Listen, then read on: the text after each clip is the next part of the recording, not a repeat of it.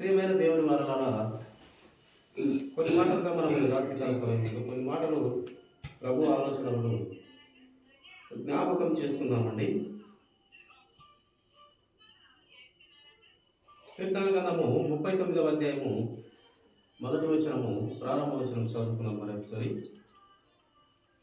నా నాలుకతో పాపము చేయకుండానట్లు నా మార్గములను జాగ్రత్తగా చూచుకుందును. భక్తులు తెలియపరుస్తున్నటువంటి, చూడండి, ఏమి అడుగుతున్నాడు దేవుణ్ణి, ఏ సహాయం అడుగుతున్నాడు చూడండి.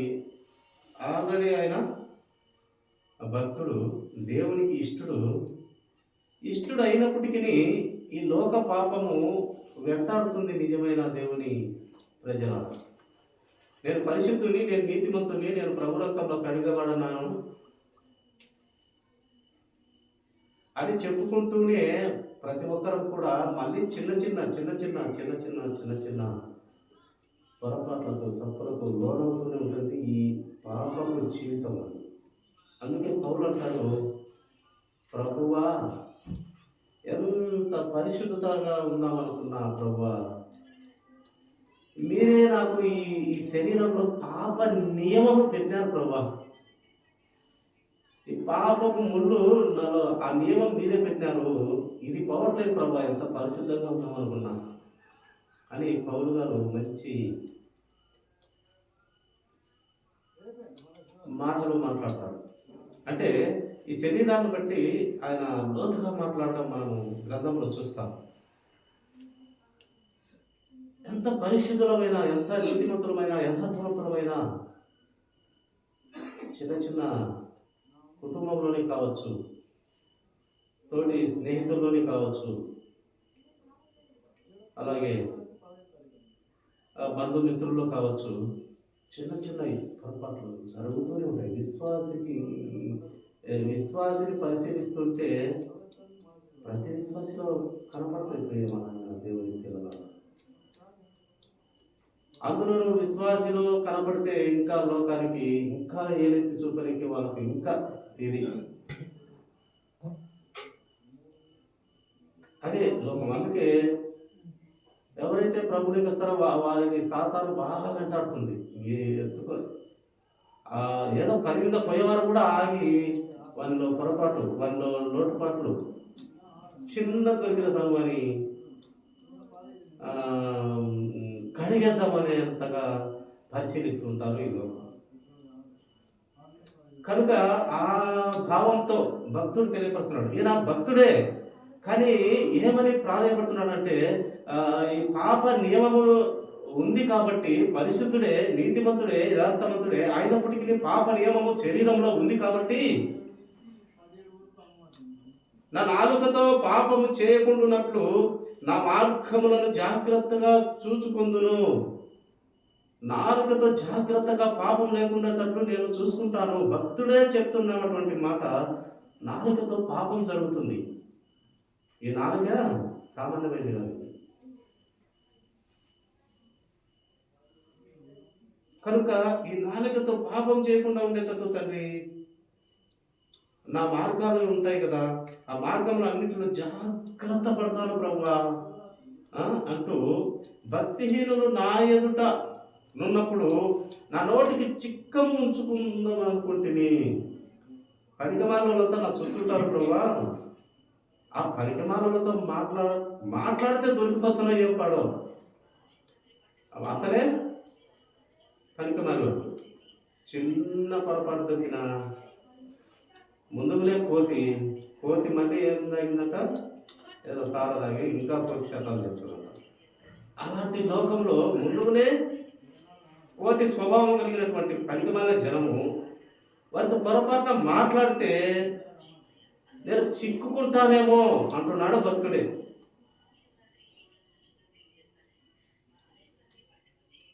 భక్తిహీనులు నా ఎదుట ఉన్నప్పుడు నా నోటికి చిక్కము ఉంచుకుందాం అనుకుంటుని. చిక్కం వేసుకుంటే నేను నోరు తెరవబుద్ది అనుకుంటున్నాను ప్రభు అంటున్నాడు దేవునితో భక్తుడు. ఒక భక్తుడే ఎంత భయంతో ఉన్నాడు, మాట్లాడడానికి ఎంత భయం చూడండి. ఇంకా ఇక ఒక సాధారణ మనిషి ఎంత విచ్చలవిడిగా మాట్లాడతాడో మనము చూస్తూ ఉంటాం. భయం ఉండదు, భక్తి ఉండదు, చిన్న పెద్ద గురువు దైవం ఏది ఉండదు. నోటికి వచ్చిన దిక్కుమాలిన శాస్త్రాలు అంటే సామెతలు, ఈ లోక సామెతలు పనికిమాలిన సామెతలు, పనికొచ్చే సామెతలు కాదు. పెద్దవాళ్ళు అనుభవంతో కొన్ని పనికొచ్చే సామెతలు, మంచి మాటలు ఉన్నాయి, అవి మాట్లాడరు, అవి పలకరు.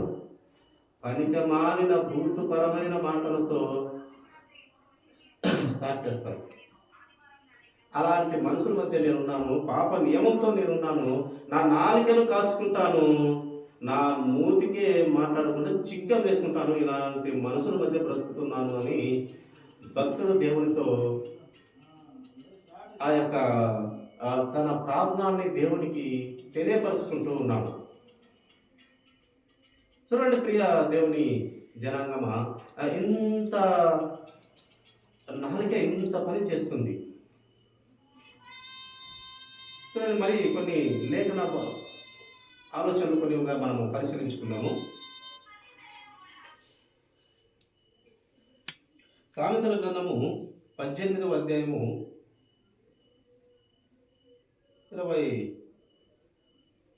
21వ వచనం చదువుతున్నామండి.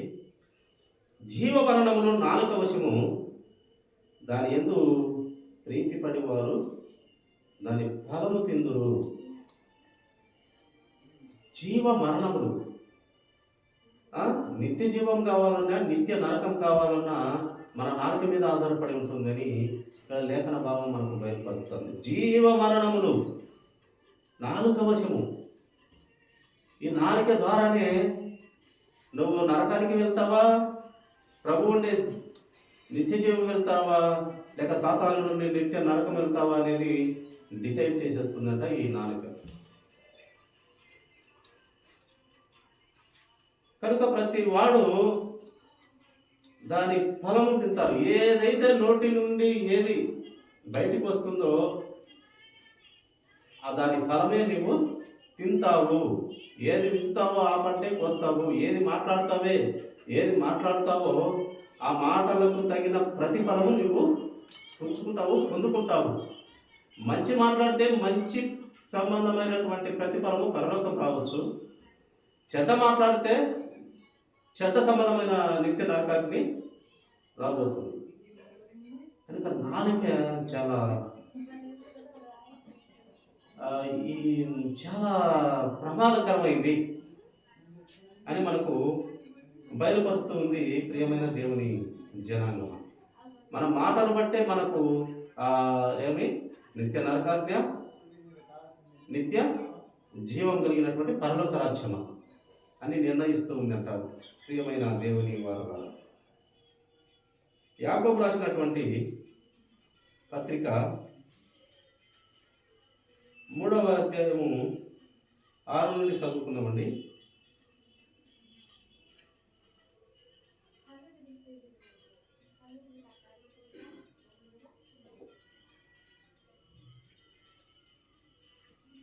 నాలుక అగ్నియే. నాలుక మన అవయవములలో ఉంచబడిన పాప ప్రపంచమై సర్వ శరీరమునకు మాలిన్యము కలుగజేయచు ప్రకృతి చక్రమునకు చిచ్చు పెట్టును. అది నరకము చేత చిచ్చు పెట్టబడును. ఈ ప్రకృతి చక్రానికే చిచ్చు పెట్టేస్తుందంట ఈ నాలుక. అగ్నితో సమానం.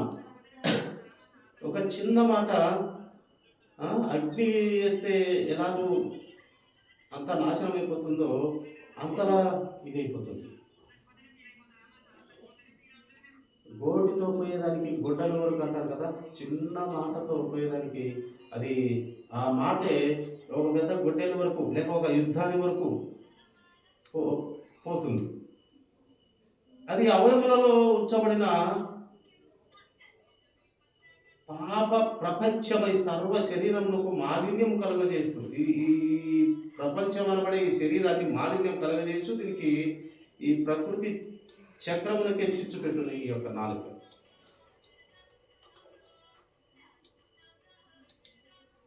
అందుకే ఏది పడితే అది మాట్లాడే దానికంటే మౌనంగా ఉండుట వివేకం అంట, తెలివిమంతుల పని అంట. అలాగని ప్రతి సమయంలో నోరు మూసుకొని ఉండమని కాదు, అవసరమైన సమయంలో మాట్లాడవలసింది అది. ప్రతి సమయంలో మౌనము మంచిది కాదు, అలాగని ప్రతి సమయంలో మాట్లాడుతూనే ఉండమని కాదు.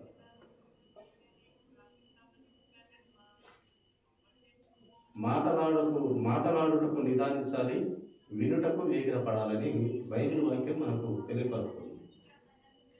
మాట్లాడడానికి నిదానించి కొంచెమే మాట్లాడమని తెలియపరుస్తుంది. వినేదానికి ఎక్కువ ఆసక్తి చూపని మనకు బైబిల్ బయలుపరుస్తుంది. కీర్తన గ్రంథం 64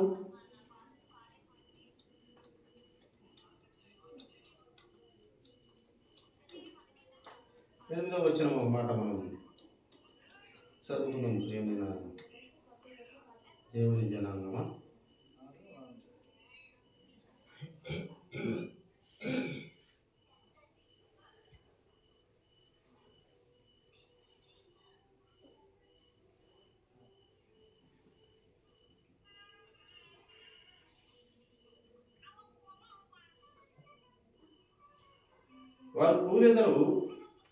వారు కూలుటకు వారి నాలుకే కారణం. వారిని చూచువారందరూ తల ఊచుదురు. ఒక కూలిపోయేదానికి లేక ఒక పతనమయ్యేదానికి ఒక పడిపోయేదానికి కారణం ఏంటంట? వారి నాలుక అంట.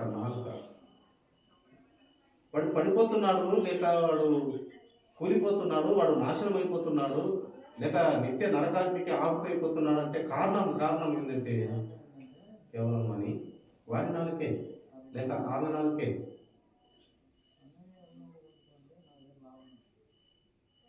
కొంతమందికి ఎంత అన్నా చెప్పు, మంచిగా చెప్పు, అది వినరు. ఆ స్వభావం అలాంటిది, అది వినే స్వభావం కాదు. మనిషికి మాట పశువులకు దెబ్బ అని పెద్దల సామెత. దెబ్బ కొట్టా కూడా కొంతమంది వినే పరిస్థితుల్లో కూడా లేదు. అది మైండ్ సెట్ అంతే.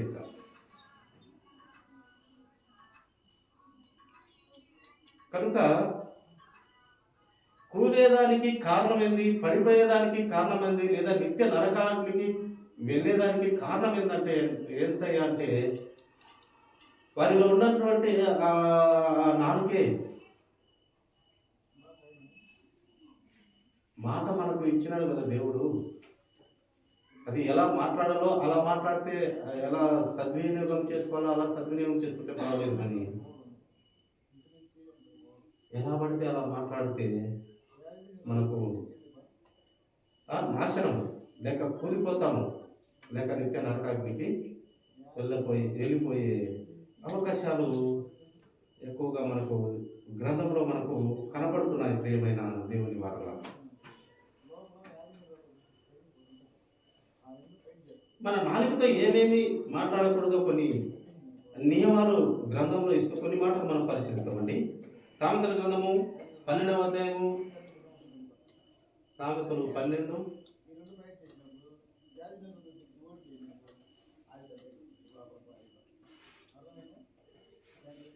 19వ వచనం. నిజమాడు పెదవులు నిత్యము స్థిరమై ఉండును, అబద్ధమాడు నాలుక క్షణం మాత్రమే ఉండదు. నిజం మాట్లాడమని మనకు బైబిల్ గ్రంథం తెలియపరుస్తుంది.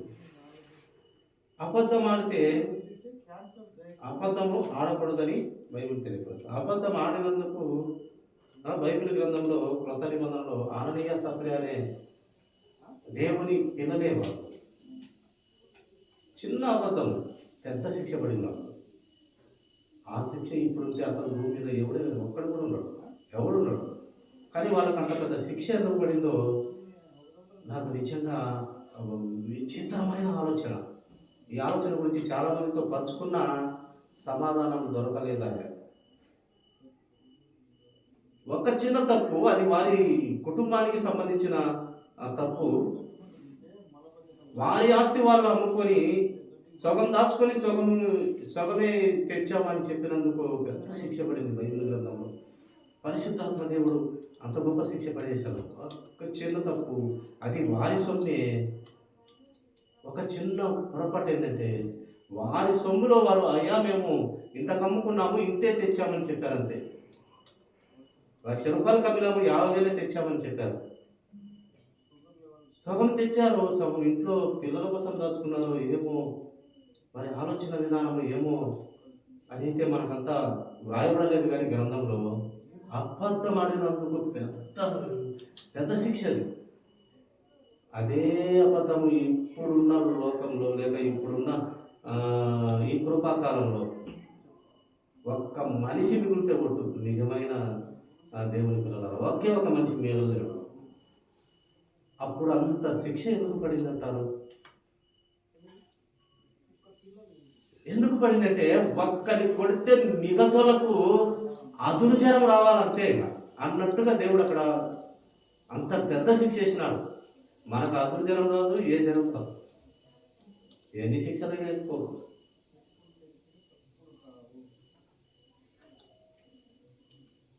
ఆ శిక్ష వింటేనే భయం పుట్టాలని దేవుడు వాళ్ళ అక్కనే హఠాత్తుగా భార్య భర్తలు అబద్ధం ఆడలు అక్కడే చనిపోయినాడు. ఇప్పుడు అలాంటి శిక్ష ప్రభు మీద పెడితే ఎవరన్నా ఒక్కరంటే ఒక్కరు మిగులుతారా భూమి మీద? అసలు ప్రతిరోజు అబద్ధమే. మన భర్త నీతిమంతుడై ఒక సామాన్యమైన మనిషి మరి బుద్ధి కలుపుకుందామని ఒక ₹10 వచ్చి అడిగినా కూడా అబద్ధం ఆడేస్తాం. తప్పదు ఈ లోకం. కానీ ఎందుకు అంత పెద్ద శిక్ష పడింది అంటే ఒకరికి పెద్ద శిక్ష వేశాను నేను, గుర్తుందా మీకు? అది మీకు బుద్ధి జ్ఞానం కలుగుట ప్రాణాయన వాళ్ళకి అంత పెద్ద శిక్ష వేసింది. మీరున్న జాగ్రత్త కలిగి బ్రతుకుతారు, అబద్ధం అంటే భయపడతారు, దేవుని మాటకు లోబడతారు, దేవుణ్ణి ప్రేమిస్తారు, దేవుని కోసం బ్రతుకుతారు అని వారికి పెద్ద ఏం వేశాను, పెద్ద శిక్ష వేశాను. మీకెందుకు వేయట్లేదంటే మీరన్నా బుద్ధి జ్ఞానం కలిగి బ్రతుకుతారన్న ఆశతో వారికి పెద్ద వేసాను. కానీ మీరు వారికన్నా మీరు ఇంకా భ్రష్టులు అయిపోయినారన్నమాట. నిజంగా ఆ అననీయ సఫిరా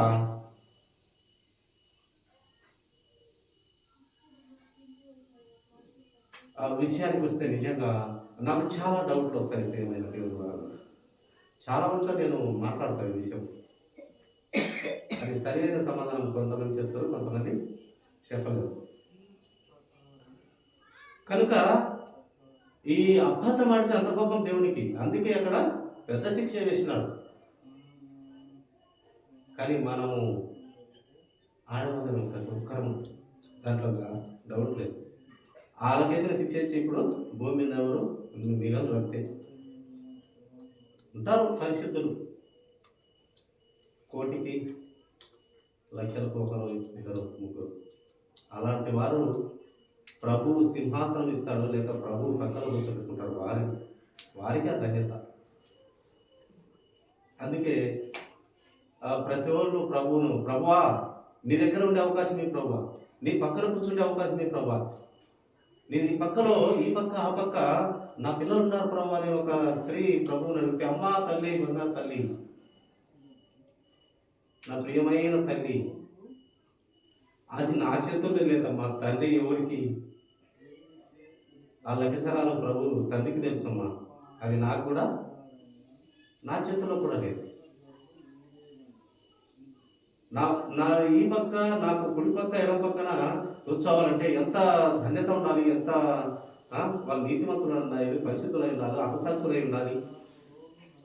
ఆ ధన్యత మన తండ్రి నిర్ణయిస్తారమ్మని చెప్పి నిర్మోహమాటంగా ఆయన మొహమాటం మనిషిగా చెప్పేస్తాడు.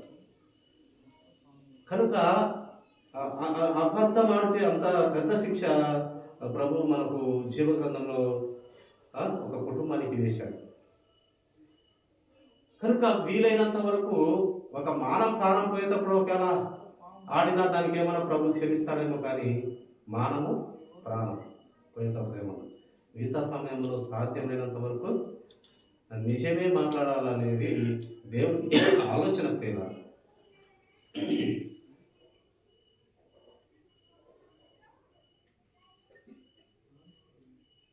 కనుక నిజమాడు పెదవులు నిత్యము స్థిరమై ఉండును, అబద్ధమాడు నాలుకే క్షణం మాత్రమే ఉండును. క్షణంలోనే చనిపోయినారు వాడు అబద్ధమాడను. ఇది ఈ నాలుక వల్ల ఒక చిన్న మాటతో చూడండి ఎంత భయంకరమైన పరిస్థితులు మనము జీవ గ్రంథంలోనే, ప్రవచించిన గ్రంథంలోనే మనము చూడగలుగుతూ ఉన్నాం. ప్రియమైన దేవుని వారుగా సామెతల గ్రంథము అదే 12 ఆ పై వచనము మనము మరొక మాట చూస్తాం చూడండి. కొందరు మాటలు ఎట్లా ఉంటాయంట, కత్తి పోటు వంటి మాటలు పలుకు వారు కలరు, జ్ఞానంలో నాలుక ఆరోగ్యదాయకులు. కత్తితో పొడిచినా పర్వాలేదంట, కత్తి పోటు వంటి మాటలు మాట్లాడతారు, అంతలా పుచ్చుకొని పోయేలా మాటలు. అది ఏ గురితో మాట్లాడుతుంది? అది ఆ మాట నాలుకే. కత్తి పోటు కన్నా పుచ్చుకొని పోయే ఆ మనిషి అంతలా బాధపడే మాట అది. సూర్యుడికి బాగా నేనేం తప్పు మాట్లాడిన అనిపిస్తుంది, కానీ వారి హృదయంలో పెద్ద గాయం అంటారు. కానీ జ్ఞానులు అయితే ఎలా ఉంటారంట, వాళ్ళు మాట్లాడితే ఆరోగ్యదాయకంగా ఉంటుందంట, సంతోషపడతారంట. అది నీతిమంతునికి అనీతిమంతునికి తేడా అభావము తెలియపరుస్తున్నా. పనికి మానవుడు మాట్లాడితే కత్తిలాగా దిగబడుతుంది హృదయంలోకి మాట. అదే ఒక నీతిమంతుడు మాట్లాడితే, లేక పరిశుద్ధుడు, ఒక బుద్ధిమంతుడు, ఒక జ్ఞాని మాట్లాడితే ఆరోగ్యకరమైన దిగా ఉంటుంది అంట మాట నాలుక. చూడండి, అది ప్రియమైన దేవుని పిల్లలారా, మనకు ఇంతలా ఉంటుంది ఈ నాలుక మీద ప్రభావము, ఆలోచన ఎంతలా ఉంటుందని ప్రభు మనకు జీవ గ్రంథంలో వ్రాయిస్తూ వచ్చినాం. సామెతల గ్రంథము 10వ అధ్యాయము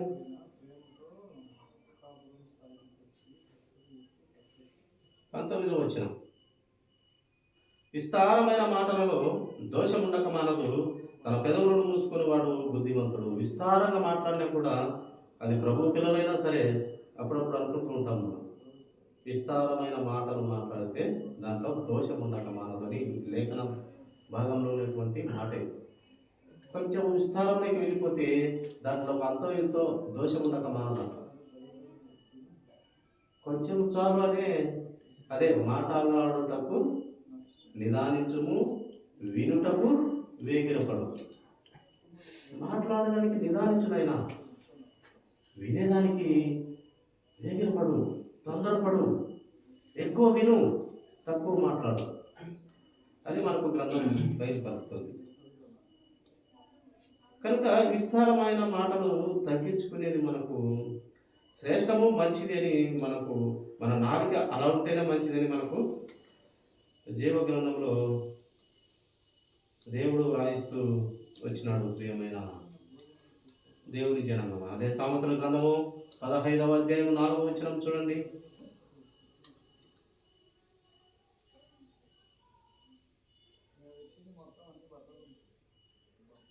సాత్వికమైన నాలుక జీవవృక్షము, దానిలో కుటిలత ఉండిన ఆత్మకు భంగం కలుగును. సాత్వికమైన నాలుక జీవవృక్షము, దానిలో పొరపాటున కుటిలత, స్వచ్ఛత లేనటువంటి మాట పొరపాటున ఉన్నట్లయితే అది వానిలో ఉండే ఆత్మకే భంగం కలుగజేస్తుంది. కుటిలమైన మాట అంటే వాడు ఏదో తెలివిగా మాట్లాడతాను అనుకుంటాడు, కానీ అది తెలివి తక్కువైనటువంటి మాట అన్నమాట, కుటిలమైన మాట. సాత్వికమైన మాట జీవ వృక్షము అని వ్రాయిస్తున్నాడు. సాత్వికంగా ఉండాలన్నమాట. సాత్వికుడు కొంతమంది అనుకుంటారు, ఇతను మంచి బుద్ధిమంతుడమ్మా, లేక మంచి సాత్వికుడు అని అంటూ ఉంటారు. కనుక సాత్వికత కలిగి మన నాలుక మాట్లాడినట్లయితే జీవ వృక్షము.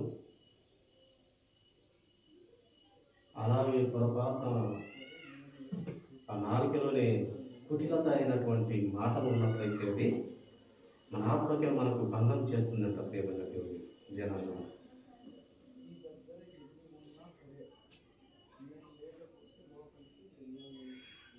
కనుక అందుకే ఇంత గొప్ప ఈ నా ఈ ఈ యొక్క నాలుక, అందుకే భక్తుడైనా కూడా కొరింది అంటున్నాను, కీర్తనల గ్రంథము 39 మొదటి వచనంలో ఫస్ట్ అనుకున్నట్టుగా, అందుకే భక్తుడు తెలియపరిచినాడు.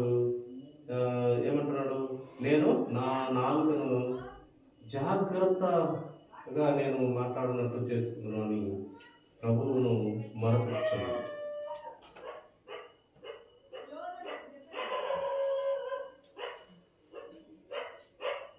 చూడండి, చివరిగా ఒక మాట చూసుకొని మనం ముగించుకుందామండి.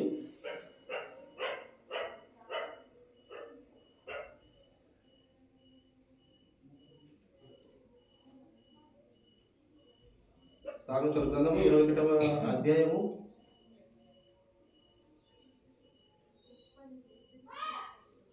23వ వచనం. నోటిని నాలుగును భద్రం చేసుకుని వాడు శ్రమల నుండి తన ప్రాణమును కాపాడుకున్నాడు. భద్రం చేసుకోవాలి.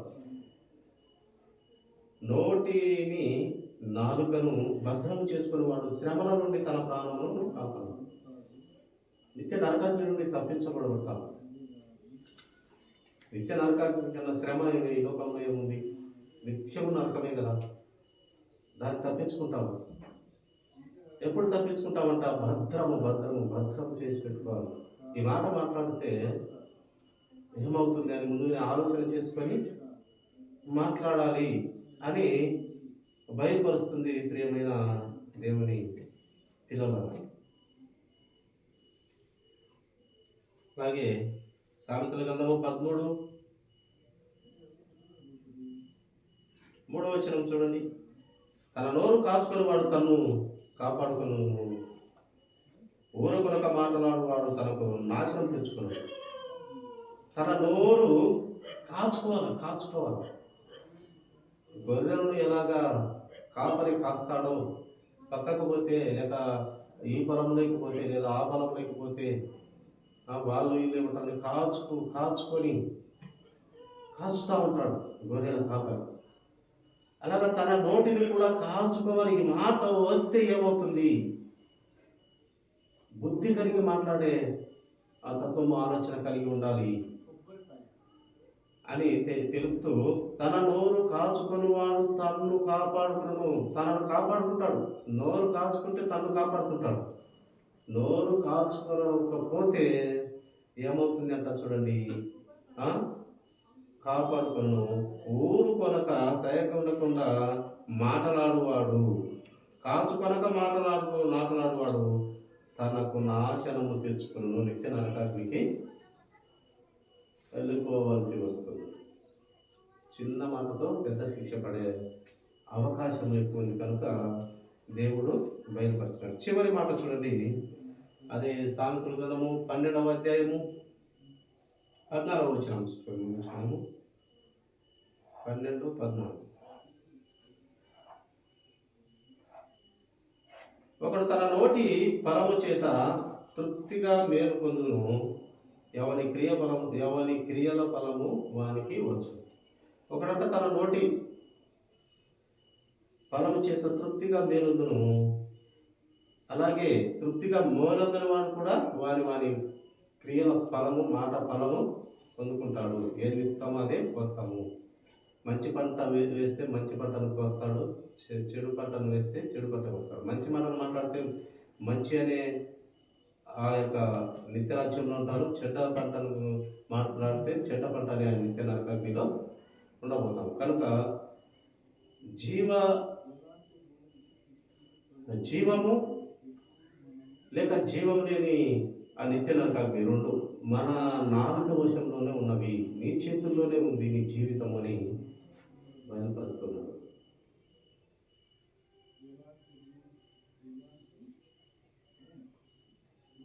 కనుక జాగ్రత్తగా ఆలోచన చేసి మాట్లాడాలి అని బయలుపరుస్తుంది ప్రియమైన దేవుని మాట. ఒక చిన్న మాట. ఒక పిల్లవాడు ఒక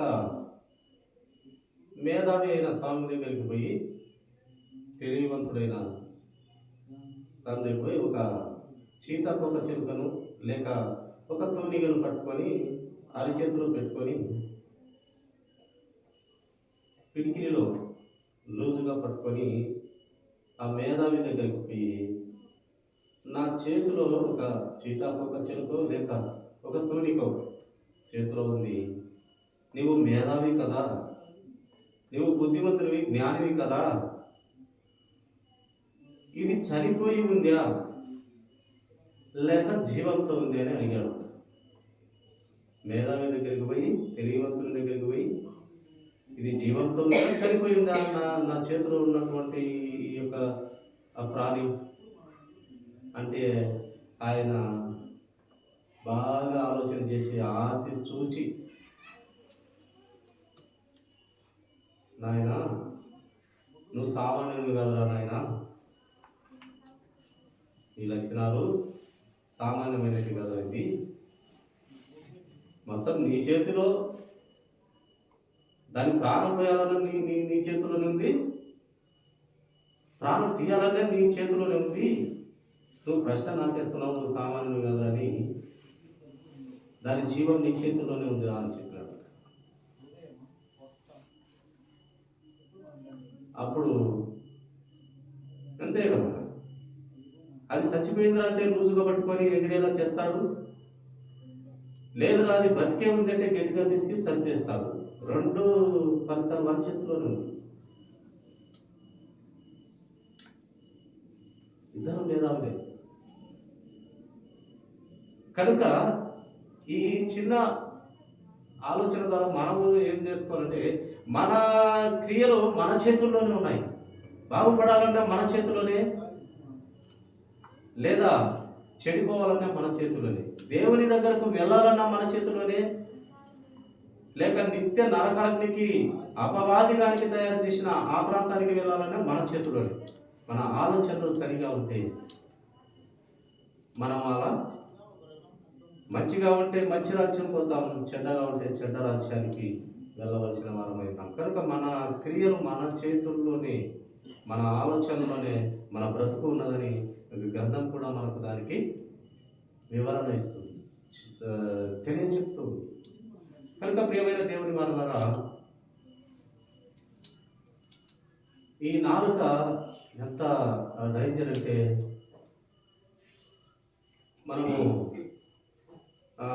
చాలామంది భక్తుల జీవితాలలో కూడా చాలా పొరపాట జీవితాలు కలిగినటువంటి భక్తులు చాలామంది ఉన్నారు. బ్రతుకు దిద్దుకొని బాగుపడిన భక్తులు ఉన్నారు, బ్రతుకు దిద్దుకోలేక చెడిపోయి నరకానికి వెళ్ళే భక్తులు ఉన్నారు.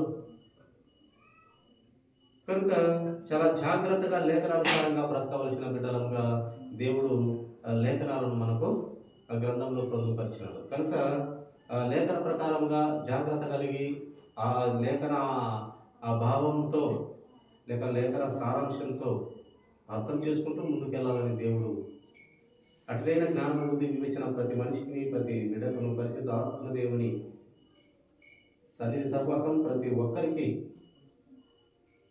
ఆయన దయచేయను కాక. కొద్ది మాటలు దేవుడు దీవించును కాక. తల చిన్న ప్రార్థన. మహాపరిశుద్ధుడైన ప్రభా స్తోత్రాలు ఆయన నమ్మదగిన